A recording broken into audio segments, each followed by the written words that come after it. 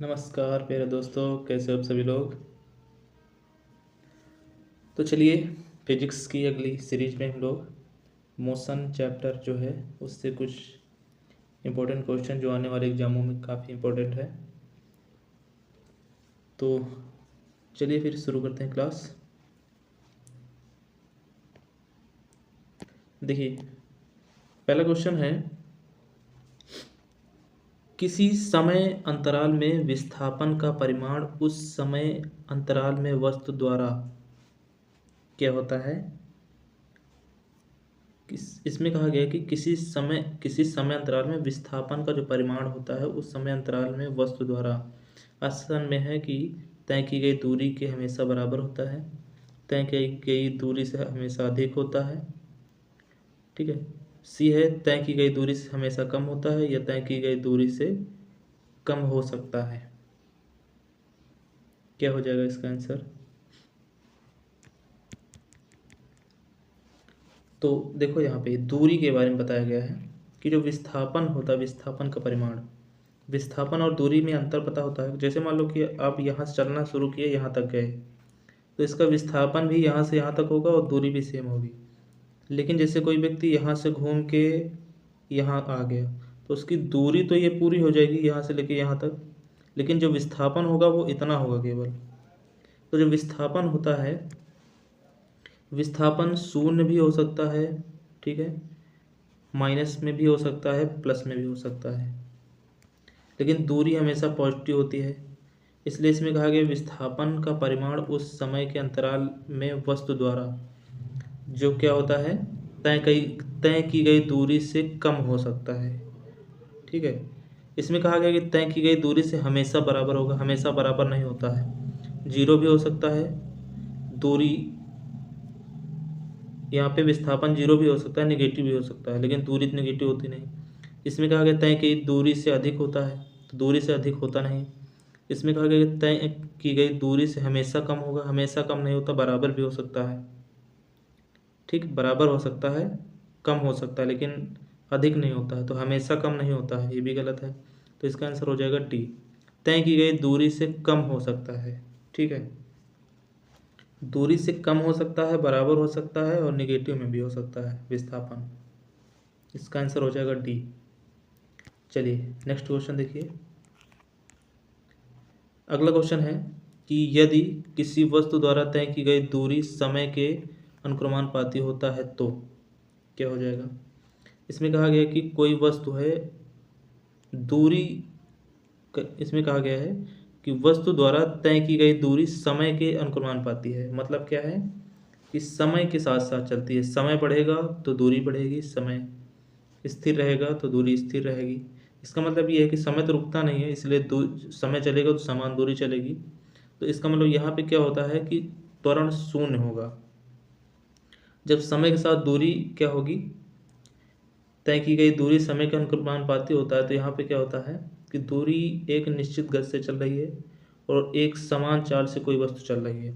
तो इसका जो आंसर क्या हो जाएगा, पहला ऑप्शन देखिए, वस्तु द्वारा वेग शून्य। वेग शून्य नहीं होगा क्योंकि समय चलेगा तो दूरी भी चलेगी, समय जीरो होता नहीं कभी। अगला है बी, एक वस्तु एक यहाँ पे वस्तु एक समान चाल से चलेगी, तो यही आंसर हो जाएगा इसका सी, क्योंकि समय के अनुक्रमानुपाती है दूरी, समय बढ़ेगा मतलब ये है कि समय बराबर दूरी। ठीक, समय बराबर दूरी, समय अनुक्रमानुपात दूरी, तो समय बढ़ेगा तो दूरी भी बढ़ेगी। तो इसका मतलब यहाँ पे क्या हो जाएगा, एक समान चाल से चलेगी। ठीक, नेक्स्ट क्वेश्चन देखिए। अगला क्वेश्चन है, निम्नलिखित में से कौन सी राशि यहाँ पे अदिश राशि है। अदिश राशि पढ़ा होगा, सदिश राशि, सदिश राशि। तो अदिश राशि इसमें कौन सा हो जाएगा, विस्थापन तो सदिश है, त्वरण भी सदिश है, वेग भी सदिश है, चाल यहाँ पे क्या हो जाएगी, अदिश राशि। चाल अदिश राशि होती है। ठीक है, चलिए नेक्स्ट क्वेश्चन देखिए। अगला क्वेश्चन है, वेग विस्थापन और समय में क्या संबंध है। वेग विस्थापन और समय, तो फार्मूला पता होगा, वेग बराबर क्या होता है, वेग बराबर विस्थापन, विस्थापन बटे में समय। फार्मूला होता है वेग बराबर विस्थापन बटे में समय, तो इसका आंसर हो जाएगा बी।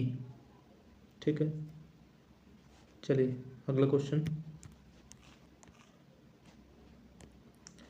अगला है एक समान त्वरित गति के लिए औसत वेग। एक समान त्वरित गति के लिए औसत वेग का फार्मूला क्या होता है? तो औसत वेग का फार्मूला जो होता है अंतिम वेग, ठीक है, प्लस प्रारंभिक वेग बटे में 2 होता है। तो इसका आंसर क्या हो जाएगा? सी। प्रारंभिक वेग प्लस अंतिम वेग बटे 2 ये होता है। चलिए अगला क्वेश्चन हो जाएगा। इसमें कहा गया कि यदि कोई वस्तु पटना से रांची जाती है और पुनः रांची से पटना वापस आ जाती है तो उस व्यक्ति का विस्थापन क्या होगा? वही क्वेश्चन है कि जैसे कोई व्यक्ति यहाँ से यहाँ तक गया, ए से लेके बी तक गया और फिर बी से लेके ए आ गया, बी से लेके ए तक आ गया, तो इसका मतलब क्या है? वस्तु इधर गई और सेम उसी स्थान पे आ जाती है तो विस्थापन क्या होता है? हमेशा 0 हो जाएगा। तो इसका आंसर क्या हो जाएगा? 0। चलिए नेक्स्ट क्वेश्चन। क्वेश्चन है कि जब एक गेंद सीधे ऊपर की ओर हवा में फेंका जाता है तब वह h ऊंचाई तक पहुंचने के बाद वापस आ जाती है, तो गेंद द्वारा तय की गई कुल दूरी बताना है। तो कोई वस्तु है जैसे h ऊंचाई तक जाती है, यहाँ तक गई, उसके बाद वापस आ गई, तो जब कोई वस्तु जाके वापस आ जाती है तो विस्थापन 0 होता है, लेकिन दूरी क्या होती है? ऊपर h तक गई और फिर वापस h नीचे आई, तो टोटल कितना हो जाएगा? 2h हो जाएगा। 2h, तो दूरी कितना हो जाएगा? 2h हो जाएगा। ठीक है, h जाएगा, h वापस लौट के आएगा, तो दूरी कितनी हो जाएगी? 2h, लेकिन विस्थापन 0 हो जाएगा। चलिए नेक्स्ट क्वेश्चन देखिए।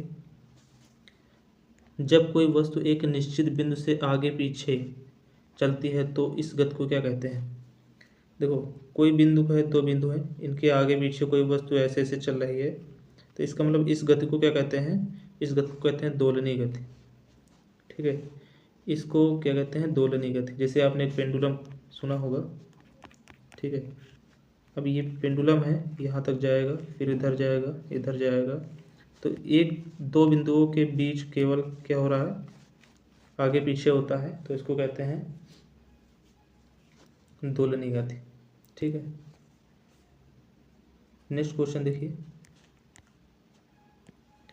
अगला है जब कोई वस्तु एक समान गति से चलती है तब उसके लिए दूरी समय ग्राफ की प्रकृति क्या होती है? ठीक है, इस चैप्टर से त्वरण पे और ग्राफ पे आधारित क्वेश्चन बहुत ज़्यादा आते हैं। ठीक है, जैसे एक ग्राफ है कोई ऐसे, समय हमेशा नीचे रहता है, समय को हमेशा नीचे रखते हैं, इधर दूरी हो जाएगा, तो इसमें कहा गया है कि एक समान गति से चल रही है। एक समान गति का मतलब हो गया उसमें त्वरण 0 हो जाएगा। ठीक, तो समान गति का मतलब है कि समय के साथ साथ दूरी बढ़ेगी, समय बढ़ता जाएगा, दूरी बढ़ती जाएगी। तो इसका मतलब इसका देखो, अगर ऐसे चलेगा तो यहाँ पे दूरी बढ़ नहीं रही, समय बढ़ रहा है। ऊपर की ओर जाएगा तो दूरी बढ़ेगी, समय नहीं बढ़ रहा है। तो इसका मतलब है कि इसका जो ग्राफ होगा वो क्या हो जाएगा? एक सरल रेखा हो जाएगी, ऐसे एक सरल रेखा हो जाएगी। ठीक है, वृत्त होगा नहीं, वक्र होगा नहीं। ठीक, इसका आंसर क्या हो जाएगा? बी, सरल रेखा।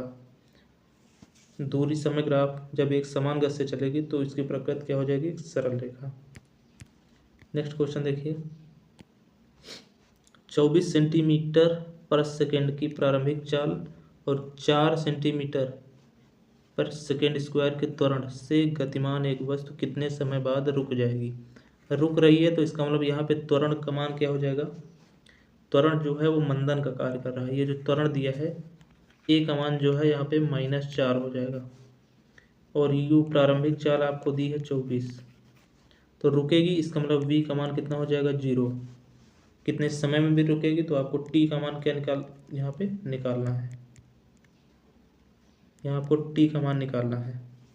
तो फार्मूला पता होगा, v बराबर u plus a t. V अंतिम चाल होती है तो 0 हो जाएगा, u का मान कितना है? 24। ठीक है, प्लस ए का मान -4 है और इंटू टी आपको निकालना है। तो यहाँ पे ये गुणा हो जाएगा, -4 इधर आ जाएगा तो 4t बराबर 24 हो जाएगा। तो t बराबर कितना हो जाएगा, 4 छाक 24, कितना हो जाएगा 6।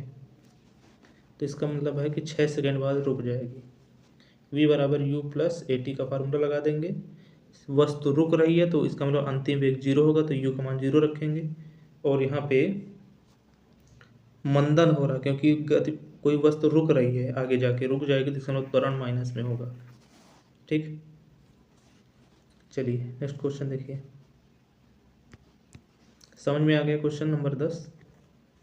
तो चलिए आगे देखिए। आगे एक समान त्वरण से गतिमान वस्तु का वेग क्या है। एक समान त्वरण, अगर त्वरण है तो वस्तु क्या होगा, कोई भी वस्तु है वो चल रही है तो उसका गति हमेशा क्या होगी, बढ़ेगी, हमेशा गति बढ़ती रहेगी। ठीक, त्वरण अगर उसमें है तो बढ़ेगा जरूर। तो इसमें कह रहा घट रहा है, इस 0 होगा नहीं, घटता जाएगा बढ़ता जाएगा, ये भी गलत है, हमेशा क्या होगा, बढ़ेगा। शून्य त्वरण है तब भी वस्तु चलती रहेगी एक समान वेग से, लेकिन त्वरण है तो इसका मतलब गति बढ़ेगी, वेग बढ़ेगा उसका। ठीक है, चलिए नेक्स्ट क्वेश्चन देखिए। अगला है कि क्या यह संभव है कि विस्थापन शून्य हो और तय कई दूरी शून्य न हो। तो हमने बताया है कि इसमें कहा जा रहा है कि विस्थापन शून्य हो जाए और तय की गई दूरी शून्य न हो। तो देखो अब जैसे कह दिया जाए कि कोई वस्तु है ए से बी तक जाती है, ए से बी तक जाती है, तो मान लो 10 किलोमीटर गई और फिर बी से ए तक आ गई, तो टोटल दूरी कितनी हो जाएगी, उसके द्वारा दूरी कितनी चली, दूरी कितनी चलेगी, तो 10 किलो कितना हो जाएगा, टोटल 20 किलोमीटर। लेकिन विस्थापन क्या होता है, विस्थापन क्या होता है, प्रारंभिक बिंदु और अंतिम बिंदु के बीच की दूरी कितनी होगी। तो प्रारंभ कहाँ से किया था, ए से, और बी तक जाके फिर ए में आ गया, तो अंतिम बिंदु भी कहाँ पे हो गया, तो ए पे हो गया। तो बीच की दूरी कितनी हो जाएगी, विस्थापन कितना हो जाएगा, विस्थापन हो जाएगा 0, क्योंकि ए से चल के फिर से ए में आ गया, तो इसका मतलब कि अंतिम और प्रारंभिक बिंदु की दूरी कितनी है, 0 है, तो विस्थापन भी कितना हो जाएगा, 0 हो जाएगा। ठीक है, तो इसका मतलब है कि विस्थापन शून्य हो और तय की गई दूरी शून्य ना हो। तो हाँ ये हो सकता है, होगा कि नहीं होगा, दूरी शून्य नहीं होगी लेकिन विस्थापन शून्य हो जाएगा। समझ में आ गया ये। चलिए अगला क्वेश्चन देखिए। 13 नंबर क्वेश्चन देखिए जल्दी से। वाहनों की चाल मापने हेतु कौन सा उपकरण वाहन में लगे होते हैं। वाहन का अगर आपको स्पीड नापना है, चाल नापना है, तो क्या लगा होता है उसमें, स्पीडोमीटर। ठीक है, क्या लगा होता है, स्पीडोमीटर। चलिए नेक्स्ट क्वेश्चन है, निम्नलिखित में से कौन सा एक सदिश राशि नहीं है। बताना है कि सदिश राशि नहीं है, मतलब इसमें 3 सदिश राशि होंगी, एक अदिश राशि होगी, तो वही बताना अदिश राशि कौन सी है। संवेग सदिश राशि है, वेग सदिश राशि है, कोणीय वेग सदिश राशि है, द्रव्यमान ये एक अदिश राशि है। तो इसका आंसर क्या हो जाएगा, डी। द्रव्यमान क्या होता है, अदिश राशि होता है। चलिए नेक्स्ट क्वेश्चन देखिए। आगे हमको 15 नंबर में अदिश राशि बताना है। तो अदिश राशि कौन सी होती है, संवेग सदिश है, बल आघूर्ण भी सदिश है, ऊर्जा एक क्या होती है, ऊर्जा एक अदिश राशि होती है। ठीक है, ऊर्जा क्या होती है, अदिश राशि।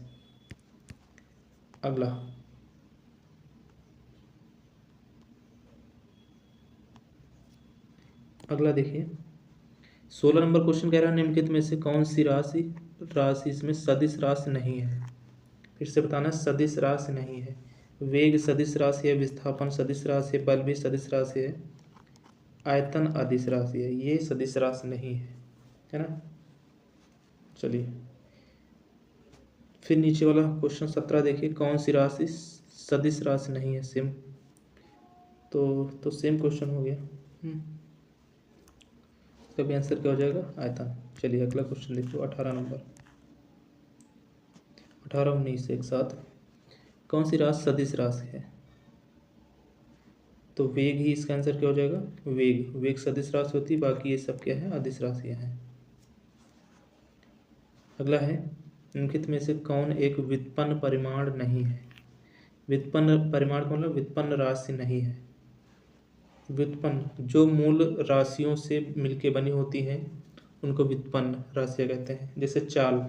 चाल बराबर क्या होता है? दूरी बटे में समय। ठीक है, तो दूरी और समय ये मूल राशि हैं, उन तो उससे मिलके बनी है तो ये व्युत्पन्न राशि है। आयतन लंबाई गुणे चौड़ाई गुणे ऊंचाई ये भी व्युत्पन्न है। घनत्व भी व्युत्पन्न है। द्रव्यमान। द्रव्यमान क्या है? इसका आंसर हो जाएगा द्रव्यमान व्युत्पन्न राशि नहीं है ना। द्रव्यमान क्या होती है? मूल राशि होती है। 7 राशियों में मूल राशि होती है। चलिए नेक्स्ट क्वेश्चन देखिए। त्वरण ज्ञात करने के लिए सही सूत्र कौन सा है? त्वरण। त्वरण का फार्मूला होता है वेग परिवर्तन की दर। वेग परिवर्तन बटे में समय अंतराल। वेग परिवर्तन की दर बटे में समय अंतराल। मतलब वेग परिवर्तन का मतलब क्या हो गया कि वेग में कितना परिवर्तन हुआ, तो अंतिम वेग माइनस प्रारंभिक वेग बटे में क्या होता है?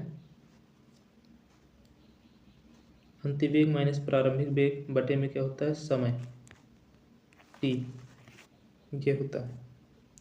ठीक है, वेग परिवर्तन बटे में समय। तो इसमें कोई ऑप्शन है?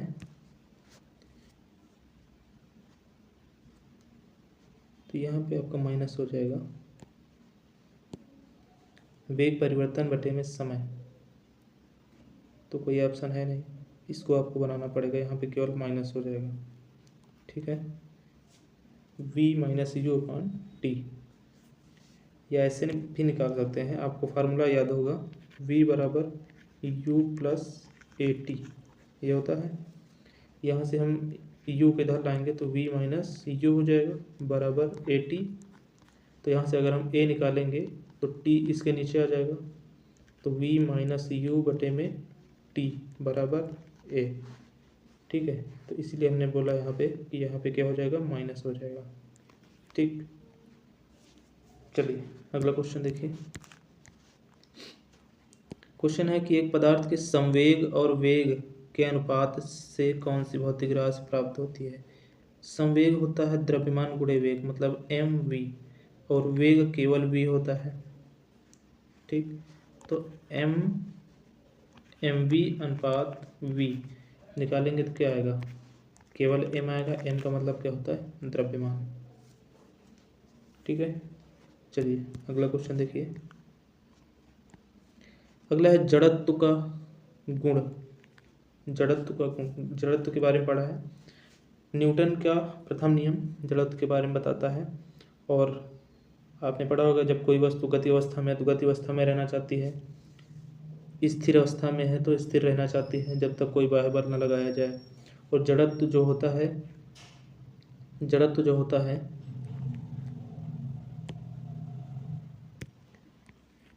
द्रव्यमान पर निर्भर करता है। किस पे निर्भर करता है? द्रव्यमान, एम पर। जितना ज़्यादा द्रव्यमान होगा उसका जड़त्व उतना ज़्यादा होता है। ठीक है, तो इसमें क्वेश्चन कहा गया कि किसी किसी वस्तु में होता है। क्या जड़त्व किसी किसी वस्तु में होता है? प्रत्येक वस्तु में होता है, किसी भी वस्तु में नहीं होता है, केवल गतिशील वस्तु में होता है। तो क्या केवल गतिशील में होता है? स्थिर वस्तु में भी तो होता है, तो गलत ही हो गया। किसी भी वस्तु में नहीं होता ऐसा तो बात ही नहीं है। किसी किसी वस्तु में होता है नहीं, सभी वस्तुओं में होता है। जिस भी वस्तु का द्रव्यमान होगा उसमें जड़त्व जरूर होता है। ठीक है, कोई भी वस्तु का नाम लेंगे तो उसका द्रव्यमान जरूर होगा, और द्रव्यमान होगा तो उसमें जड़त्व भी होगा। चलिए अगला क्वेश्चन देखिए 23 नंबर। जब किसी वस्तु की गति त्वरित होती है तो, जब कोई वस्तु की गति त्वरित होती है, त्वरित का मतलब समझ गए? अगर त्वरण हो रहा है इसका मतलब उसकी गति बढ़ेगी। ठीक है, हमेशा क्या होगी, बढ़ेगी। तो ऑप्शन है कि उसकी चाल हमेशा वृद्धि होगी, चाल नहीं, वेग बढ़ता है, त्वरण है तो उसमें वेग होगा, तो गलत है। उसके वेग में हमेशा वृद्धि होगी, वह हमेशा पृथ्वी की ओर गिरेगी, ठीक है। उन पर हमेशा कोई बल कार्य करता है, तो इसका आंसर क्या हो जाएगा, किसी वस्तु की गति त्वरित हो रही है, तो अगर गति त्वरित हो रही है तो वेग में हमेशा क्या होगी, वृद्धि होगी। इसका आंसर हो जाएगा बी, ठीक है। गति, वेग हमेशा बढ़ता है अगर त्वरण है तो। चलिए नेक्स्ट क्वेश्चन देखिए, 24 नंबर। गति करने के लिए स्वतंत्र किसी वस्तु पर कोई बल लगाया गया, यदि बल का परिमाण वस्तु का द्रव्यमान ज्ञात हो, परिमाण बल का मान पता हो और वस्तु का द्रव्यमान मतलब m का मान पता हो, तो न्यूटन के दूसरे नियम की सहायता से हम, दूसरा नियम क्या है, F बराबर एम ए होता है, F बराबर एम ए, m पता हो तो और बल का परिमाण मतलब F का मान पता हो, तो हमको क्या पता चल जाएगा, A पता चल जाएगा, मतलब त्वरण। तो ऑप्शन में देखो क्या है, वस्तु का भार ज्ञात कर सकते हैं, क्या भार ज्ञात कर सकते हैं, इससे हम आगे त्वरण, वस्तु की चाल ज्ञात कर सकते हैं, वस्तु की त्वरण ज्ञात कर सकते हैं, वस्तु की स्थिति ज्ञात कर सकते हैं। चलिए इसका आंसर बताइए क्या हो जाएगा। बल का परिमाण मतलब F पता हो, ठीक, वस्तु का द्रव्यमान मतलब m पता हो, तो न्यूटन के दूसरे नियम से हम क्या ज्ञात कर सकते हैं, तो आंसर क्या हो जाएगा इसका, त्वरण ज्ञात कर सकते हैं, क्योंकि F बराबर क्या होता है, एम ए होता है। F पता हो, m पता हो, F पता हो, m पता हो, तो क्या निकल सकता है, त्वरण पता कर सकते हैं, ठीक है। इसका आंसर क्या हो जाएगा, त्वरण, सी आंसर। चलिए अगला क्वेश्चन देखिए, 25 नंबर क्वेश्चन है। यदि गति करने के लिए स्वतंत्र 1 किलोग्राम द्रव्यमान की किसी वस्तु पर 1 न्यूटन बल लगाया जाए तो वह, देखो द्रव्यमान मतलब m का मान है और 1 न्यूटन है मतलब F का मान दिया है, किसका, F का। m पता है, F पता है, तो क्या निकाल सकते हैं, अभी हमने बताया F बराबर क्या होता है, एम ए।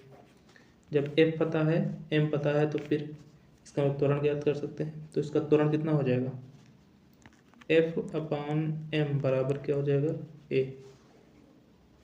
F का मान 1 है और m का मान भी 1 है, तो 1 से 1 को भाग करेंगे, त्वरण कितना आ जाएगा, 1 आ जाएगा, a का मान 1 हो जाएगा। तो इसका मतलब है कि इसका आंसर क्या हो जाएगा, 1 मीटर पर सेकंड की चाल से गति करेगी, पहला गलत है, दूसरा भी चाल ही बता रहा है, तीसरा 10 मीटर पर सेकंड स्क्वायर की गति से गतिशील है, तो एकदम गलत है। चौथा आंसर सही हो जाएगा इसका, 1 मीटर पर सेकंड स्क्वायर के त्वरण से गतिशील होगी, ठीक है। त्वरण कितना हो जाएगा, 1 मीटर पर सेकंड स्क्वायर। चलिए नेक्स्ट क्वेश्चन देखिए, अगला क्वेश्चन है 26 नंबर। जब किसी, कहाँ भाग रहा, चलिए देखिए, जब किसी वस्तु पर कोई बाह्य बल लगाया जाता है, जब किसी वस्तु पर जब कोई बाह्य बल लगाया जाता है तब वह बल के दिशा में त्वरित हो जाती है, इस प्रकार उत्पन्न त्वरण क्या होगा, बल लगाने से बल की दिशा में त्वरित हो जाती है, बल लगाने से बल की दिशा में त्वरित हो जाती है, इसका मतलब क्या है, वस्तु पर लगे बल के समानुपाती होगा, वेग के समानुपाती होगा, द्रव्यमान के समानुपाती होगा, या जड़त्व के समानुपाती होगा, क्या हो जाएगा इसका आंसर। कहा जा रहा है कि बाह्य बल लगाने पर बल की दिशा में त्वरित हो जाती है, बल लगाने से त्वरण हो रहा है, इसका मतलब है कि इसमें लगे बल की क्या हो जाएगी, समानुपाती होगा, ठीक है। इसमें लगे बल के समानुपाती होगा, जो त्वरण होगा उसमें उत्पन्न त्वरण, त्वरण बल त्वरण पर वस्तु पर लगे बल के समानुपाती हो जाएगा, ठीक। चलिए अगला क्वेश्चन देखिए,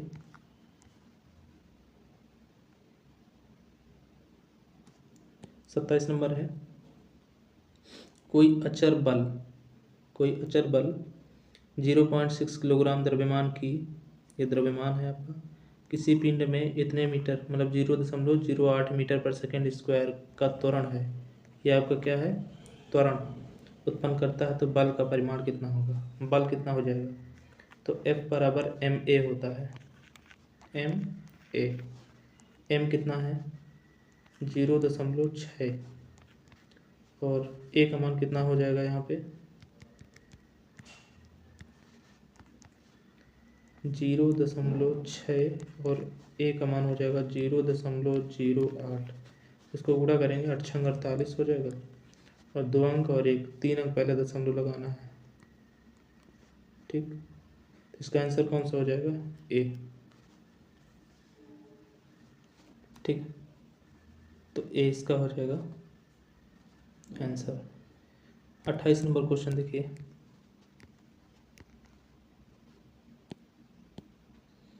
कोई बल 10 ग्राम द्रव्यमान की वस्तु ए में 8 मीटर पर सेकंड के त्वरण उत्पन्न करता है, दूसरा बल 20 ग्राम द्रव्यमान की वस्तु पी में 5 मीटर पर सेकंड स्क्वायर का त्वरण उत्पन्न करता है, तो इसमें बताया जा रहा कि बी की अपेक्षा ए बड़ा बल लगाता है।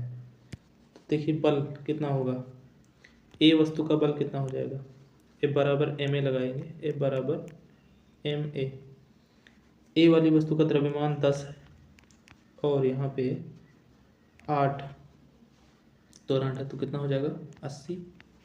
बी वाले का निकालेंगे तो 20 × 5 100, तो किसका बल अधिक होगा, 80 वाले का या 20 वाले का, बी वाले का। तो ये 20 80 है, ये 100 है, तो मतलब है कि बी का बल ज़्यादा है, ए का बल कम है। तो इसमें कहा जा रहा है कि बी की अपेक्षा ए पर बड़ा बल लगता है, ए पर बड़ा बल लगता है या ए की अपेक्षा बी पर बड़ा बल लगता है, तो बी पर बड़ा बल लग रहा है ना, बी बड़ा बल है 100 है, तो इसका आंसर कितना हो जाएगा बी, ठीक है। चलिए नेक्स्ट क्वेश्चन देखिए, अगला है, किसी m द्रव्यमान की वस्तु जिसका वेग v है का संवेग कितना होगा, संवेग तो पता है द्रव्यमान गुणे वेग होता है, द्रव्यमान m है वेग v है, फार्मूला हो जाएगा mv संवेग, ठीक। संवेग p बराबर mv होता है। चलिए 30 नंबर क्वेश्चन देखिए, किसी गतिशील पिंड का वेग आधा कर दिया जाए, करने पर उसका संवेग होगा, तो देखो p बराबर हमने बताया है mv, संवेग बराबर द्रव्यमान गुणे वेग, इसमें कहा गया वेग को आधा कर दो, तो जब वेग v की जगह पे m × v/2 रखेंगे तो इसका मतलब है कि mv 1/2, ठीक। तो इसका मतलब p का मान कितना हो जाएगा, आधा हो जाएगा, 1/2 हो जाएगा, तो इसका आंसर कितना हो जाएगा आधा, ठीक।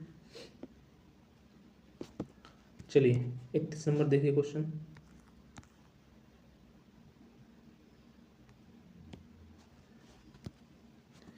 न्यूटन के गति के तीसरे नियम के अनुसार क्रिया प्रतिक्रिया के संबंध बल क्या होगा, इसका आंसर जल्दी से कमेंट में बताइए। न्यूटन के गति के तीसरे नियम के अनुसार क्रिया प्रतिक्रिया से बल संबंध है, ऑप्शन है हमेशा एक ही वस्तु पर लगे होने चाहिए, भिन्न भिन्न वस्तु पर लगे होने चाहिए, हमेशा भिन्न भिन्न वस्तु पर ही लगे होने चाहिए, या का परिमाण बराबर होना जरूरी नहीं है किंतु उनकी दिशा समान होनी चाहिए। देखो क्रिया प्रतिक्रिया का जो नियम होता है वो क्या होता है, भिन्न भिन्न वस्तुओं पर विपरीत बल लगता है, एक दूसरे से विपरीत लगता है और ये हमेशा विपरीत लगता है, ठीक।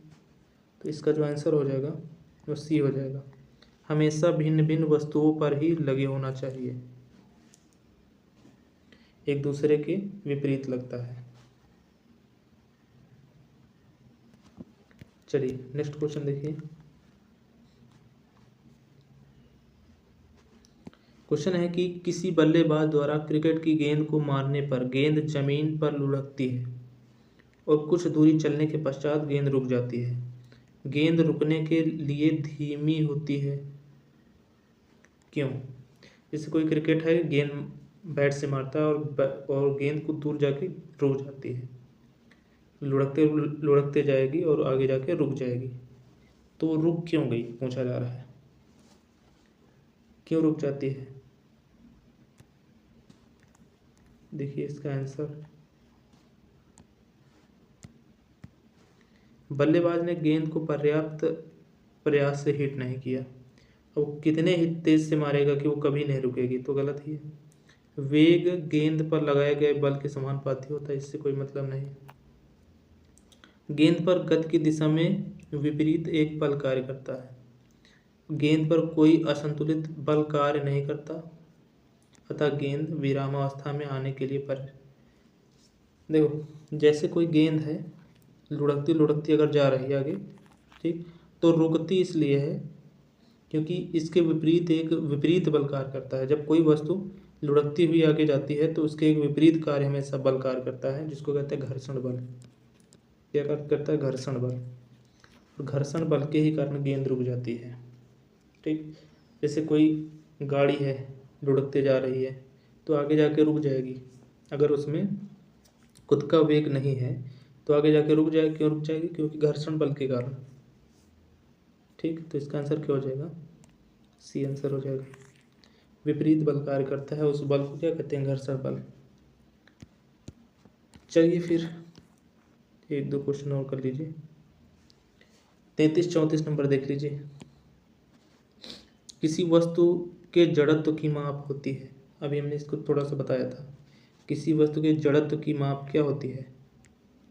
वस्तु की चाल, वस्तु कहाँ पर स्थित है उससे, वस्तु के द्रव्यमान से, और इनमें से कोई नहीं। जड़त्व की माप किससे नापते हैं? तो अभी बताया है कि जड़त्व की माप हमेशा वस्तु के द्रव्यमान से नापते हैं, ठीक है। जड़त्व किस पे निर्भर करता है? द्रव्यमान पर। चलिए अगला।